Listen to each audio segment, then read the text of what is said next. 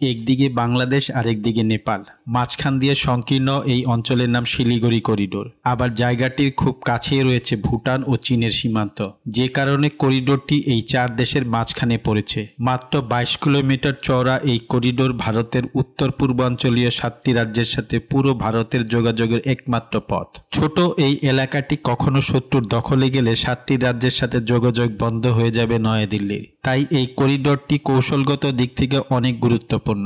আকৃতিগত কারণে এটি পরিচিত পেয়েছে চিকেন নেক বা মুরগির গলা হিসেবে। চিকেন নেক বা মুরগির গলা, বাস্তবে এটি চিকেন না হলেও দেখতে অবিকল চিকেনের মতোই, যা খাওয়ার লোভ সামলাতে পারছে না ভারতের প্রতিবেশী দেশগুলি। কিন্তু কেন এত গুরুত্বপূর্ণ এই চিকেন নেক? সমাকুলের আজকের ভিডিওতে ভারতের চিকেন নেক এবং এই চিকেন নেকের গুরুত্ব নিয়ে আলোচনা করা হবে। এই চ্যানেলে নতুন হলে অনুরোধ করব সাবস্ক্রাইব করে পাশে থাকার জন্য এবং ভিডিওটি না টেনে সম্পূর্ণ দেখার জন্য। শিলিগুড়ি করিডোর, এই জায়গাটিকে মূলত চিকেন নেক বলা হয়। একে দোধারি তলোয়ার, অ্যাকিলিস হিল বা গোড়ালি হিসাবেও ডাকা হয়। ভৌগোলিক অবস্থানে গুরুত্ব এবং ভারতের আভ্যন্তরীণ যোগাযোগ, নিরাপত্তা ও রাজনৈতিক বিবেচনায় শিলিগুড়ি করিডোরকে এতগুলি নামে অভিহিত করা হয়। ভারত দেশ দুটি ভূখণ্ডে বিভক্ত, মূল ভারতীয় ভূখণ্ড এবং উত্তর পূর্ব ভারত। ভারতের 28টি প্রদেশের মধ্যে 8টি প্রদেশ রয়েছে উত্তর পূর্ব ভারতে।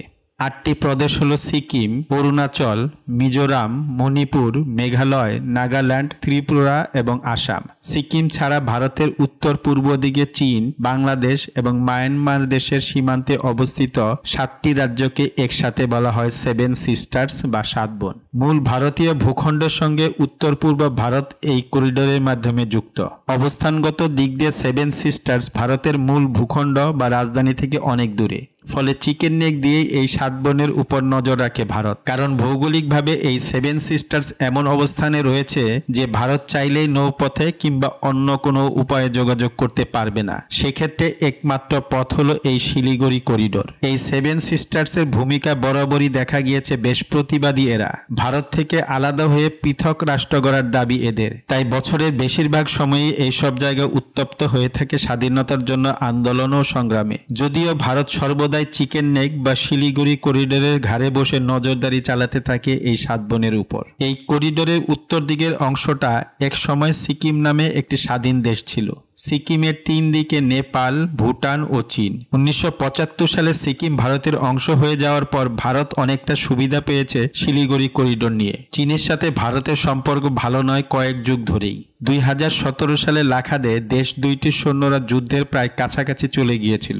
দুই দেশের সৈন্যদের মাঝে হাতাহাতিতে ভারতের কয়েক ডজন সৈন্য মারা গিয়েছে বলে খবর পাওয়া গিয়েছে। চীনা সৈন্যরাও হতাহত হয়েছিলেন এই ঘটনায়। সামরিক পর্যায়ে অন্তত 10 দফা সংলাপ করে এই ঘটনা আপাতত থামিয়ে দেয়া গেলেও লাখাদে দুই দেশের উত্তেজনা পুরোপুরি প্রশমিত হয়নি। আপনি জানলে অবাক হবেন, চীন ভারতের এই চিকেন নেক বা শিলিগুড়ি করিডোরকে দখলে আনতে চেয়েছিল। যদি সেই পরিকল্পনায় চীন সফল হতো তাহলে ভারতে ব্যাপক বিশৃঙ্খলা দেখা যেত, যার ফলে 7 সিস্টার্সের কোনো রাজ্য ভারতের হাতছাড়া পর্যন্ত হতে পারত। ফলস্বরূপ ভারতকে বাঁচিয়ে রাখা এই 7 বোনের জোর কমে যেত আরো। নিরাপত্তাহীনতায় ভুগতে হতো ভারতকে। তবে সেই চাপ দেওয়ার চেষ্টা যে আবারও করবে না চীন, এমনটা ভাবা ভুল। পূর্ব সীমান্তে চীনের সাথে যুদ্ধ বাঁধলে ভারত তাদের 7টি রাজ্যে বাড়তি সৈন্য কিংবা রসদ পাঠাতে পারবে না এই করিডোরের উপর নিয়ন্ত্রণ হারালে, যেটি ভারতের কৌশলগত নিরাপত্তার জন্য সবসময়ই বড় চিন্তার বিষয় হয়ে আসছে। এই করিডোর নিয়ে ভারতের সবচেয়ে বড় আশঙ্কাটা মূলত সামরিক খাতেই। চীনের সাথে প্রকৃত নিয়ন্ত্রণ রেখা বরাবর ভারতের যে সড়ক ও রেলপথ, সেগুলি এই শিলিগুড়ি করিডোরের সাথেই সংযুক্ত। ওই অঞ্চলে কোনো সামরিক সহযোগিতা পাঠাতে হলেও ভারতকে এই করিডোরের উপর নির্ভর করতে হয়। কোনোভাবেই ভারত দুশ্চিন্তা মুক্ত হতে পারছে না এই শিলিগুড়ি করিডোর নিয়ে। এর কারণ শিলিগুড়ি করিডোর থেকে তিব্বতের চুম্বাই উপত্যকার দূরত্ব মাত্র 130 কিলোমিটার, যেখানে মোতায়েন আছে চীনা সেনাবাহিনীর বিশাল বহর। ভারতীয় সেনাবাহিনীও এই কারণে এই করিডোরকে বিশেষ গুরুত্ব দিয়ে থাকে। ভারতের প্রতিরক্ষা বিশ্লেষকরাও বিভিন্ন সময়ে শিলিগুড়ি করিডোরের বিষয়ে উদ্বেগ প্রকাশ করেন। তাদের আশঙ্কা, চীন কখনো ভারতের গলা চেপে ধরতে চাইলে স্পেশাল ফোর্স পাঠিয়ে শিলিগুড়ি করিডোরের দখল নিতে চেষ্টা করবে সবার আগে। ভারতের উত্তর পূর্বাঞ্চলীয় রাজ্যগুলোতে জনসংখ্যা 50 মিলিয়নের আশেপাশে। তাদের একটি বড় অংশ ভাষা, সংস্কৃতি ও আচরণগত দিক থেকে প্রতিবেশী দেশগুলোর সাথে সম্পর্কিত। নেপাল, মিয়ানমার ও বাংলাদেশের সংস্কৃতির প্রভাব আছে তাদের মাঝে। অনেক অনেক অভিবাসী বাসিন্দাও আছে এই অঞ্চলে, যে কারণে তারা এমনিতেই ভারতের অন্যান্য অঞ্চলের লোকদের চেয়ে অনেকটা ব্যতিক্রম।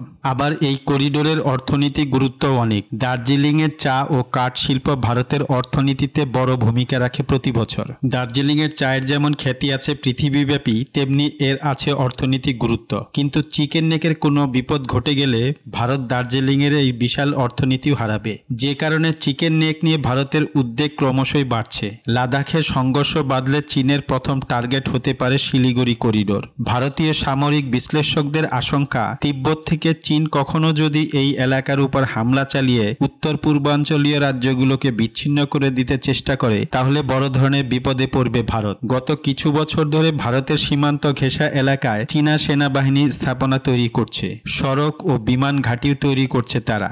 ভারত অনেকবার এর প্রতিবাদ করলেও কর্ণপাত করছে না বেইজিং, যেটি চীন এই করিডোরের পাশে শক্তি বৃদ্ধির উদ্দেশ্যেই করছে বলে মনে করা হচ্ছে। এসব এলাকায় কামান, মিসাইল ও অ্যান্টি এয়ারক্রাফট ওয়েপন মোতায়েন করছে তারা। এর একটি উদ্দেশ্য হতে পারে, কখনো যদি ভারতের সাথে চীনের সংঘাত বাঁধে, তাহলে তারা শুরুতেই চিকেন নেক দখল করবে এবং এর ফলে চীনের সীমান্তে আরো সৈন্য, গোলাবারুদ সহ কোনো ধরনের রসদি পাঠাতে পারবে না ভারত। এখন প্রশ্ন হচ্ছে, এইভাবে আশঙ্কায় আতঙ্কে আর কতদিন? চিকেন নেকের বিকল্প পথ কি ভারত খুঁজে পাচ্ছে না?